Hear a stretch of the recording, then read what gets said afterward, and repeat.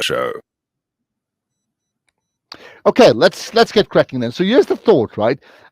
And in many ways, let's just go back to the conversation I had last week around the mosque in Kenwyn, where we had the imam effectively facing the chop, facing being fired, and the trustees standing their ground, and the community effectively wanting the imam to be reinstated. I'm not going to visit that conversation, not at all, but it certainly got us thinking here as a production team to say, what are the rules and regulations around the mosque in terms of governance? And then, of course, it's a mosque, as a mosque is, and then inspired to a large degree by the Sharia, but also in terms of employer-employee relations. All that happens in the context of South Africa and South Africa's rules. So the issue of general corporate governance must come into the fore. Lots of money is changing hands with mosques, but also with regard to other Islamic institutions. So we thought, let's talk about that about it. In fact, so my guest is Fayruz Mohamed. She's the national chairperson of SANZAF, number one. She's also a chartered accountant, and she's currently on 3 boards, right? The South African Institute of Chartered Accountants, or she has membership on those boards. In fact, the Institute of Directors, together with the Public Sector Audit Committee Forum and the Audit Committee Working Forum, maybe a whole lot more, right? So I thought, it's very appropriate we talk to her, and I have a sense that also SANZAF themselves have some plans around the management of mosques. So, Fayruz Mohamed, good morning, assalamu alaikum, and welcome to the show. Wa alaikum assalam wa rahmatullahi wa barakatuh, Ashraf. Shukran for having me, and good morning to the rest of your listeners as well.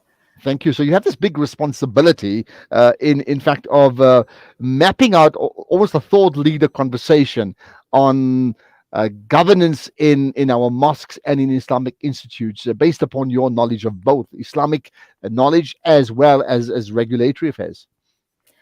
Alhamdulillah, yes, shukran, Ashraf. Well, having somewhat experience within these sectors for over more than 2 decades, very much so in terms of, I've been involved with SANZAF for 24 years. And obviously in terms of my profession, I've focused very much on the non-profit sector as well. So very important that, governance within these institutions are implemented, and for the reasons like you've just mentioned earlier on, like the issues you now have with the Kenwyn Masjid and various others masajid.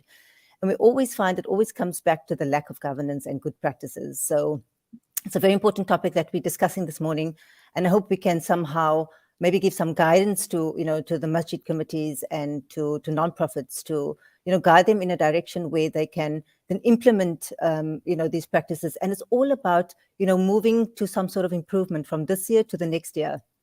It's not going to happen overnight. It's not an overnight win. So let's start the discussion. Well, and you're right, and I think maybe the essence of the conversation is exactly what you just said. Guidance. So hopefully, the people watching will be making notes here. It's like, okay, what can we learn from this, right? But before we do that, just a very quick overview for you, right? In terms of broad strokes, governance in mosques, in terms of mosque committees, and governance of Muslim organizations. What's your general take on that? I think for me, Ashraf, it's always around, the people that you have on these boards. It's around the culture of these institutions. And unfortunately, we have many legacy challenges that we have to face with. And because of these legacy issues, we find that not younger generations are coming on these boards. Maybe for reasons of, you find the current existing membership, they don't want to hand over, the batons to somebody else, because I think we have a huge challenge in that people tend to think that when they stand in these positions, they obviously have some level of power, some level of status, and that's a huge challenge in people not wanting to hand over. So succession is a huge challenge within not just Muslim organizations and not just masajid committees, but generally all over. But I think more so in the Muslim community, I find that when we have, at SANZAF, I champion a program within our ITP, which is the Imam Ta'awun program, where we educate masajid committees and imams on good governance practice. So we focus very much around the constitution and contracts. We focus around governance, the strategy, financial management, operational management, projects and programs, effective communication. So we kind of try and give them these tools and skills so that they can obviously better manage the masajid, because at the end of the day, Yeah, and I hope they take advantage of that. And I'll come back to that program just in a moment, right? But to go back to what you said, are you saying that the biggest problem around Islamic, mosques and institutions, right, is the the desire to hold on to positions and therefore the lack of a succession plan on the one hand? I mean, are they completely linked, right? And then, one thing is you can stay on for even to 5 decades if you want, right? Or if others want you to stay on. But does that then impact on governance? Meaning, do we link the two? Is it the case of the longer you stay, the less governance? Or is it the case of longer you stay is one problem because there's no succession plan? On the other hand, governance could still be met whether you stay long or you're not. And they're two separate issues. No, Ashraf, I think they're somehow linked, but you can separate them in the sense that, like you just indicated, when you have lack of governance, you won't have a succession planning program in place because governance is somehow linked to ensure that you get new people on board. Because if somebody, and they always say, there's a higher risk when somebody never takes leave, when somebody is always in the position, never wanting to share or transform someone else to, take over in terms of a position. So we always say that, ensuring succession planning ensures there are good governance practices as well, because when somebody new comes on board, they've got a new set of eyes, new ideas, new principles and practices they want to implement. However, having said that, it doesn't mean that, for example, somebody is in a position of power that the people that obviously in terms of their subordinates are not doing what they're supposed to be doing. I think the governance or the succession planning risk comes into place when they then start also employing or start having family members on board or people that are not competent to do the jobs. Because we find that, for example, and this is a very real case where somebody's appointed as a treasurer and has no financial background. So you Yeah, then yeah. ask yourself, how did that person then get appointed? But I think what we as the public then tend to forget is that we actually need to hold those that are most top accountable, for the decisions that they make, as opposed to the person that's been employed just to, become a treasurer and doesn't have a clue, of what he's doing. And then you cannot blame him when he says, well, there weren't any rules, so I just kind of did what always everybody else has been doing. So how are you going to blame me? There aren't any principles and practices and processes in place. I'm just doing what I Yeah, continue to be yeah, yeah. doing. So here's the question, and again, this is a broad strokes opinion because it can vary from mosque to mosque. But in your opinion, are there? Could you say that the majority of mosques in South Africa have a broad set of principles and then implement those principles, or are they very, very loose? I think from the experience that we've had in terms of the training program that I just spoke about, many organizations are, even when it comes to their constitution, they kind of lost in that, the constitution may be outdated, or sometimes the constitution may even prohibit them from actually applying or implementing good governance practices, because nowhere in the constitution it may say that there may be succession planning or the chairman, cannot be removed, for example, if he does anything wrong. So from the experience that I've had, many masajid committees and Muslim organizations, for example, are not actually implementing good governance practices. And we hear these, they cry for help when the younger, members come, to these forums or to these Mm. sessions and say, please guide us, help us. How do we get the chair to step aside so that we can get somebody that's actually active and effective, in the role, as opposed to somebody just, wanting to be there for the sake of, legacy or wanting to pass on and, Yeah, be the yeah, like chairman like of the like a, like board. a ceremonial like a ceremonial head. And I mean, I Yes, think yes. that maybe there's a space for that, but that's their job. That can't be the operational chair or exco of the organization, right? Do you find that happens often? That means you are getting younger people coming to SANZAF. Not that SANZAF is the controlling body of Muslims in South Africa, but maybe by default because of your training program, that they're coming to you and saying, please give us the advice, give us the corporate advice so we can implement that in our mosque. Is that happening? Alhamdulillah, I can say it is. I think maybe because the legacy of the organization has been very much around being transparent, being accountable. Alhamdulillah, we received good governance international recognition for our transparency and good governance practices. So I do think that, Alhamdulillah, we've somehow set the bar to some level, and we're always trying to improve. I mean, it's not that we've kind of reached, the pinnacle of good governance. We're always trying to improve, and these are the things that put us aside to ensure that we continuously improve. But I do find that organizations Muslim organizations and masajid come to us, and this is where we support them in giving them, templates, for example. So why go and reinvent the wheel? We've got a very good comprehensive HR manual, for example, that gives you comprehensive guidance as, when you're employing somebody, what are the things you need to have in place. So we share these tools with them. So alhamdulillah, they do come to SANZAF for that guidance and support. We obviously, like you say, we're not a body that can regulate, all these Muslim organizations, but I do think we actually need one. We need some sort of body that can regulate these institutions to say, well, if you're not complying with these basic set of good governance practices, then you won't be able to get a stamp of approval, which means that a public member donating to that particular institution, if they're not endorsed, for example, by this entity, then you are taking a huge risk in ensuring that your money may not be spent according to the mandate that they, meant to have, because they can't guarantee that the money is being spent accordingly, and also whether there are sufficient controls in place to ensure that, those that are holding these governance positions are held accountable. Okay, well, I'll tell you what, you certainly got me thinking about that. Yes, that means if we're looking at a mosque, the establishment of a mosque that takes place, alhamdulillah, like every month somewhere or the other, right? Because of the growth of Islam in the country. And then Islamic institutes, you're saying, besides normal regulation in the country, in particular around Islamic issues, they need to get an Islamic rubber stamp. So maybe the scope for a new regulatory body. I wonder what the people listening in would think about that on the one hand, and perhaps if we're saying that it's that important, then who's going to drive that process? Let's pick up that conversation in a moment.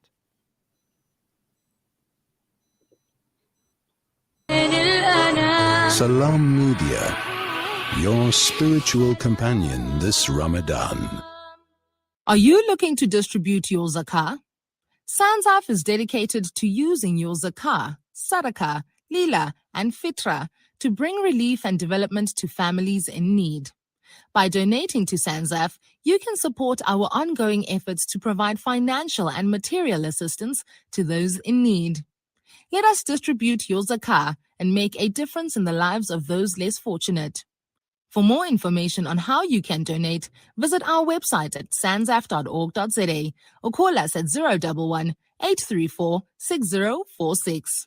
SANZAF, changing lives through development and relief. This Ramadan, spread the love with Sunshine D margarine, the perfect addition to your seri table for spreading, baking, and cooking. Sunshine D is rich in essential vitamin A, E, and D, and is the tastiest way to get their day or night started. Sunshine D tastes nice, no lies. This Ramadan, spread the winds of generosity across the world with the Al Imdad Foundation. Sponsor a food hamper for just 800 Rand and help us deliver essential food aid supplies to struggling families across 40 countries globally. Let's feed the fasting this Ramadan. Donate online at alimdad.com or call 0861 786 243 for more information.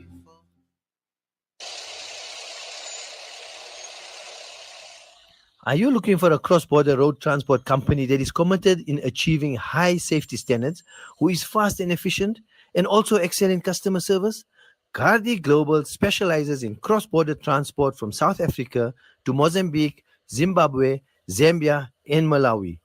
Gardi Global, situated at 10 Daniel Road, Benrose, Johannesburg.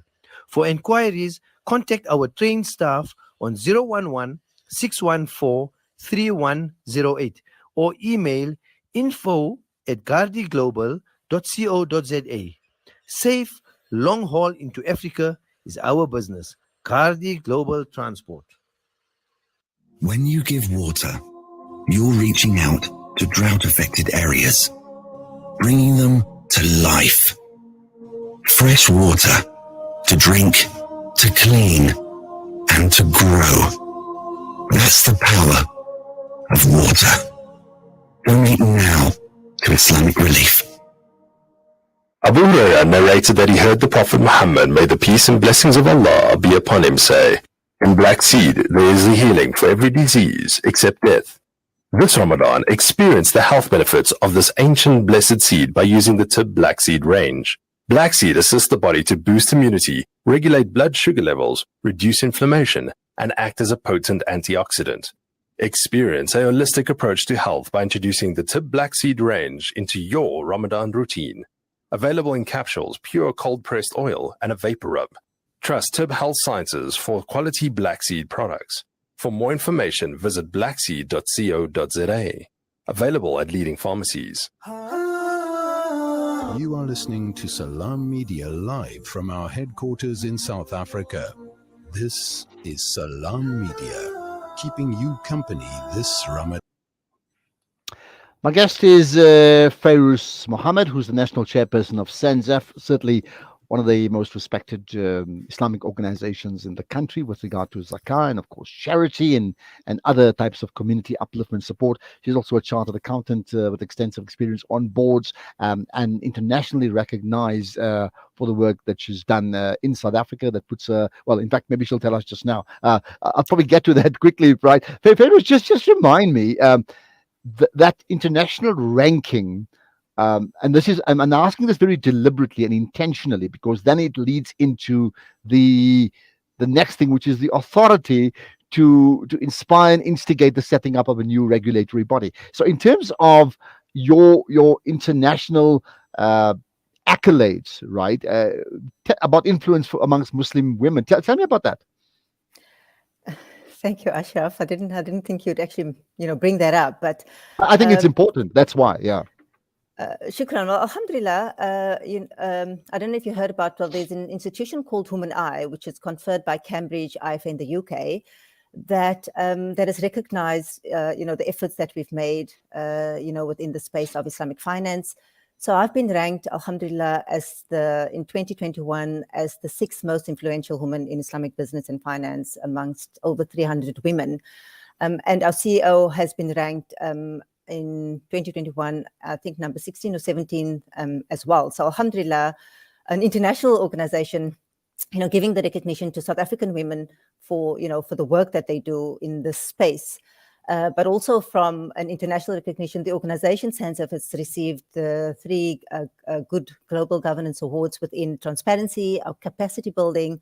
So alhamdulillah, that's also been confirmed by Cambridge IFA. So, it's a privilege, and it's quite heartwarming when an international institution, recognizes the work that we do in the very bottom part of the world, in South Africa. But I must say, alhamdulillah, throughout the world, SANZAF has actually been quite instrumental in, sharing our experience and knowledge within the zakah space in terms of our thought leadership, our implementation, our best practices. So alhamdulillah, we've shared many platforms internationally, and, giving, or at least guiding the rest of the world in terms of, what we do here. And alhamdulillah, they really see that we're doing great strides in the work that we've done in South Africa. And that's fabulous. I mean, alhamdulillah. Of course, I know we've chatted about that before, but it tells you both from the chairperson yourself and then your CEO, Yasmina Frankie, in that position. Now, I mean, that's a great tribute as a Muslim woman, but as a South African as well. And therefore, it lends further credence to that next point about the establishment, maybe the urgent establishment of this regulatory body around governance of we're talking Muslim specifically, Muslim institutions, and of course the running of the mosque. So you're saying at this point in time that doesn't exist, right? Yeah, that doesn't exist. Although I've been asked and I've had discussions with some individuals in that, we've got a governance code for Islamic NPOs, which has been established, I think, just about 2 years ago, with Amal, OCAF, SANZAF, and UXA. So there's this guidance in terms of, where somebody can go to for benchmarking purposes, as a reference source, for example. But I think what's lacking is that sort of monitoring body. And, it would be quite important to decide who actually of the organizations or institutions would form part of this regulatory body, because you cannot not be a good governance organization and be part of the body, because you need to be seen as, setting that example. But I do think it's something that is important and quite relevant right now that we have that kind of institution.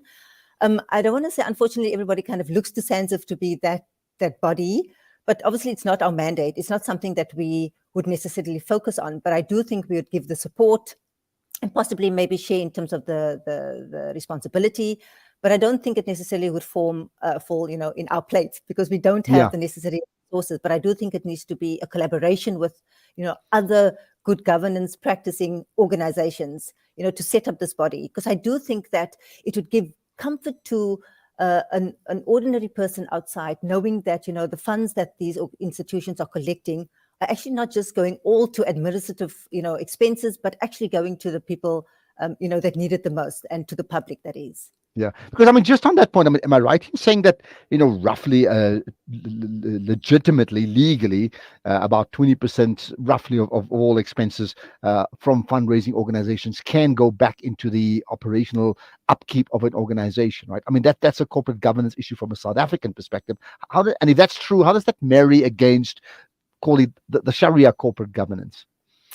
That's a very good point, Ashraf. And we find that, because there isn't actually guidance, and institutions are actually currently doing, as they please, whether they allocate, and alhamdulillah, we quite very transparent. We publicize our financial statements. We publicize and we're transparent about, what our cost expenditure or percentage is based on our income. And I can currently say it's 10 to 11% currently. So we're transparent in what, we spend and what percentage we take from each rand as an administrative cost. But there's no guidance for any other nonprofit. People or organizations, what they need and, is what they use. And unfortunately, salaries is our biggest cost. And we find there's so much duplication, within the sector, that everybody nowadays sets up a nonprofit organization because either they need a job, so they decide, okay, I can set up a nonprofit, I can pay myself a salary, and I can do something good, within the community as well. That's and to good confirm and well. legally that's allowed, right? Yes, it is legally allowed. that's Yeah. allowed, because Yeah. there's no Yeah. guidance from a Shari or an Islamic Muslim organization perspective to guide them to say, well, no, there's a certain maximum that you're allowed, but organizations can do, as they please. And because they're not transparent about, their reporting and their results, nobody really knows what's happening. So it's very easily to hide that kind of information. Okay, and people don't all the really more. know. So what's the next step then? People watching, people listening to this, what should happen next?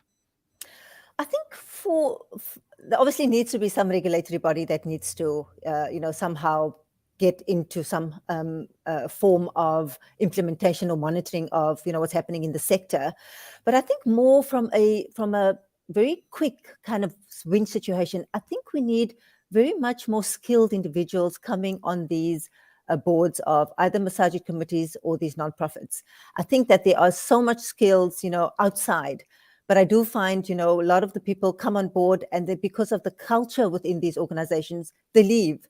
Because I can tell you, as a corporate coming into a nonprofit sector, nobody really does anything, sees it as urgent, because the culture within the nonprofit is, it will happen. Eventually it will happen. It doesn't seem to be urgent. It's not relevant right now. It doesn't, relate to the purpose or our mandate. So it's not important. For me, I think it's an appeal to a lot of the skilled, even, how many accountants masajid committees need. We get a plea from them every single time we meet to say, can you give me an accountant that can process my books? So it's not as if they don't want to do good and they don't want to implement the good practices. It's because they don't have the capacity. There's no one, on their committee or on the board that can actually do it. And that is surprising. That is surprising. Even just anecdotally, I have no doubt, maybe outside the most impoverished communities, that many of the South African mosque establishments are situated in middle class communities, and therefore there's a flood of professionals in that space. And you think, like, how difficult can it be not to reach out to them? Exactly. But I think it comes back to, the individual. We're in the month of giving. We're in the month of, being compassionate, of doing good. And alhamdulillah, we need your resources, your financial resources, to do what we need to do within the community, to see to, to those most underprivileged. But we actually need your time. And the time is obviously the most precious to anybody. So I appeal to, to those professional accountants, give of your time, even if it's just once a month, to support either community, nonprofit in your community, or to a masjid. They need your help. If they don't want to, for you to come on board and help, come to us. We'll allocate you a masjid. There will definitely be, an organization that you can support. Yeah, well, that's important. Let's wrap up then with okay. So who's going to pick up the cudgels? Whether it's going to be SANZAF to drive the process or somebody else on the outside. I hear what you're saying. SANZAF may not be the implementer, but let's see what comes out of it. That's a challenge really to everybody watching us right now, right? Let's go back then to, because I want to just get some thoughts on your actual program. You spoke about this Imam program that you referred to earlier on, right? So tell me about it in terms of what does that program entail? Because I'm thinking now there's somebody who's established a mosque and there is no template for them, right? And you're saying you have that template. Yes, Ashraf. So this program actually culminated from I did a 7-week or 8-week governance program on one of the radio stations, and the demand and the feedback that we received was so overwhelming that I somehow realized that we actually needed an actual workshop. We actually needed an actual program to support masajids. Well, it happened in Western Cape, so it was, and then we went online because we realized that the need was, not just within Western Cape, it was, throughout the country. And this program is very much around capacity building for masajid committees as well as imams, because we found that there were huge challenges between the two as well, very overlapping in terms of the one stepping over in terms of responsibility with the other, and there were somehow very, clashes between the imam and the masajid committees. So we now have a program that's been running for the last 4 years, I think. We, like I said, we guide them and give them tools, we give them templates, and we discuss issues around, the constitution in terms of the implementation thereof, what kind of tool they need to use, or implementation of, what governs the masjid or the organization. We spoke about, various governance processes and practices they can, implement. We speak about strategy, because a masjid committee also needs to have a strategy. They need to know, where they're going. What plans do they have for the masjid? It's not just about, having a soup kitchen and performing the 5, salahs, during the day. They need to also ensure that the community around them are being developed, are being transformed. And it's important that the imam, understands that and can, implement and drive those kind of programs. And many of them don't have financial, backgrounds. They're not inclined to understand finances. So we guide them, on that too, and operational issues and projects and programs. So lots, HR issues. Well, that's fabulous. Lots. So here's the point. If somebody wants access to that now, I mean, is it a cause of contacting you guys and then you will set up a program for them, or in fact you have the program already, and they can either join in, or it's online and you'll just have a way that they can log in, right? Yeah, so we have a program that runs throughout the year. So we have sessions, obviously, I think we have it every second month or around that. So those are kind of structured programs which they can join. And because the demand increased, we now have it online. So anybody can actually join online. We have templates for certain projects and programs, tools, finance templates, for example. So if they need any of those, they can just contact us as well. So if they obviously contact our offices, they can either ask for me directly, or I'm obviously not based at the office, but they will guide them either through my email address, where they can, request this kind of information, because they wouldn't just send it to them directly. Because we obviously, if you look at the presentations, they are specific from a presentation format. So all the information wouldn't necessarily be on the presentation. So we would, guide them. And we specifically even have these programs for particular communities. So, for example, the Mitchells Plain community, which has, I think, around about 30 masajids alone, so we establish these programs specifically per area as well. But we try, not to. We try and, have one program for everybody to attend, but, it doesn't always but happen also that the way. reality, I mean, the demographic of Mitchells Plain versus Houghton, Johannesburg are not the same. And if you don't reflect that in your training, then there'll be a shortfall in terms of the understanding and what happens next. So that makes sense. Perhaps that leaves me with the last thought, right?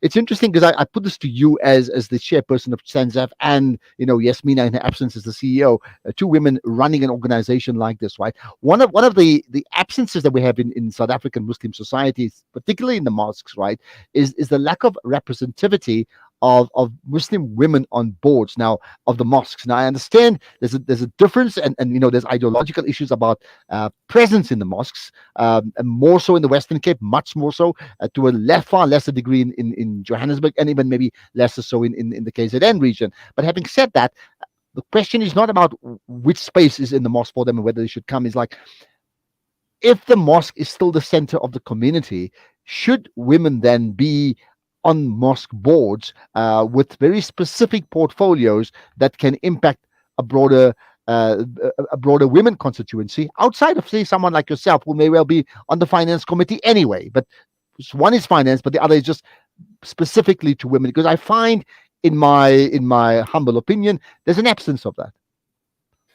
Absolutely. And I think many times, Ashraf, when I attend these meetings, and if I could quickly, there was like a joke, that I always tend to repeat, where I was invited to a meeting, obviously, as the chairperson of the organization. And, the people were entering and we said, they may start. And they said, no, they're just waiting on the chair of SANZAF. And I said, Okay. she's here.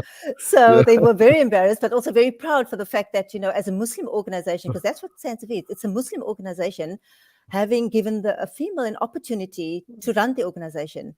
And it's not as if that I'm going to make, the final kind of decisions on every single situation. We have an ulama advisory body who deals with the Shari'i issues of the organization.